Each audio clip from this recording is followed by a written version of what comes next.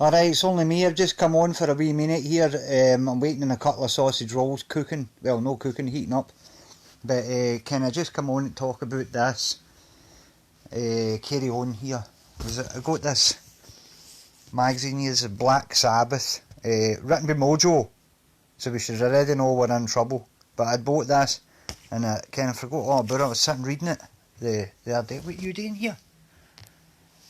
See, he hears me talking, he thinks there's somebody in, he's a nosy bugger. But anyhow, this Mojo written magazine here, Black Sabbath special. So, I'm sitting here, put it to checkouts at the supermarket, you're standing there.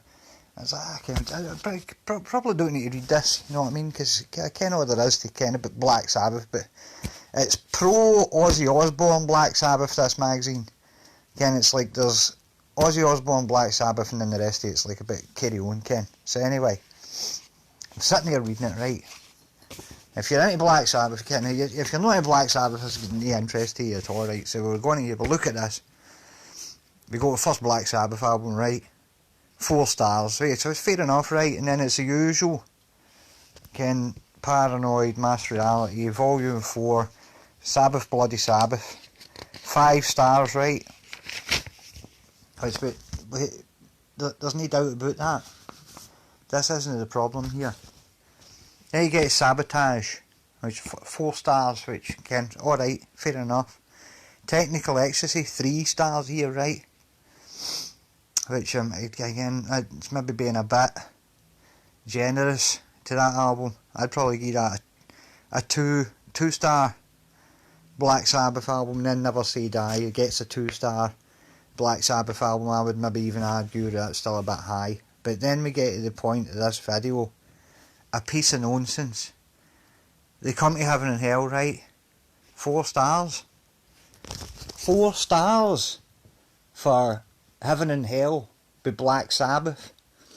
You're talking about an album come out like what everybody says one of the best years ever for heavy rock music, 1980. You're talking about British Steel, you're talking about Iron Maiden, you're talking about Ace of Spades, Back in Black. Even things like Deepest Purple, Metal Rendezvous by Crocus, Tomcat and by Blackfoot. So many albums. Ready and Willing by Whitesnake. 2 separate albums by Saxon. Wheels of Steel, Strong Arm of the Law. Cracking albums. But you'll still get people that will say the best heavy metal album come out that year was Heaven and Hell by Black Sabbath, and they've got it with 4 stars. Seriously? So I mean, that just makes this magazine a piece of pure nonsense. So as I'm reading on a wee bit more, and they've got Mob Rules here, which is 3 stars, and you're like, what? Mob Rules is as good as Technical Ecstasy? What is this talking out their arse? I'm trying not to swear here, it just drives me completely mental. But just looking forward into these 2 albums, I'm getting Heaven and Hell 5, because I can't give it 6. It's different for Ozzy Osbourne era Black Sabbath. So it's like comparing apples and oranges a wee bit, but you can't say that isn't a 5-star. You just can't. Born Again, 2 stars, fair enough. 7 star, 3 stars, so that means that's as good as Mob Rules?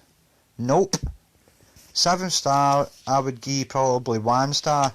Eternal Idol, I'd probably give 2 stars. Headless Cross, probably graded about right. Tear, I don't know. See, I mean, the thing about Tear is, Tear always sounded like maybe a rainbow album to me than like proper Black Sabbath. So, Tear, I don't know, maybe a 2, maybe a 3. Dehumanizer, 4 stars.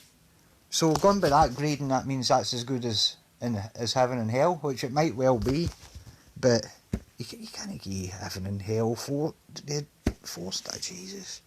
Cross Purposes, that's a 2-star album. Forbidden, that's a 1-star album. I mean, if you're going to grade the good stuff way over the top, then you need to grade the stuff that's not as good. You can't be like, oh, I will just get like a less bad score. And the Forbidden's a 1-star Black Sabbath album.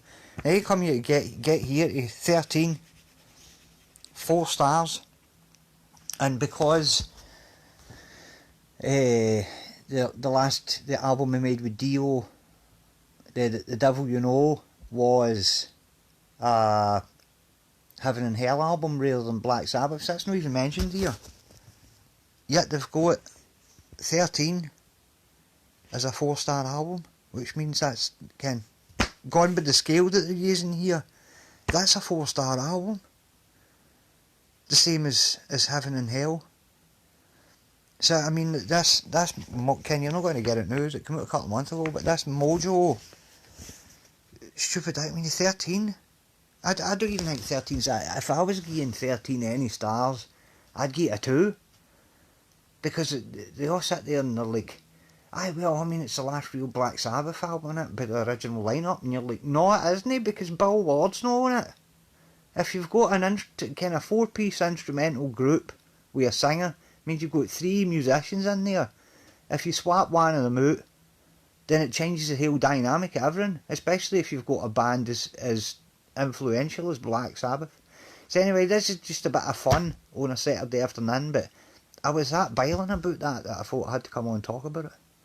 But anyway, I'll be in Ayr the night with Big Licks.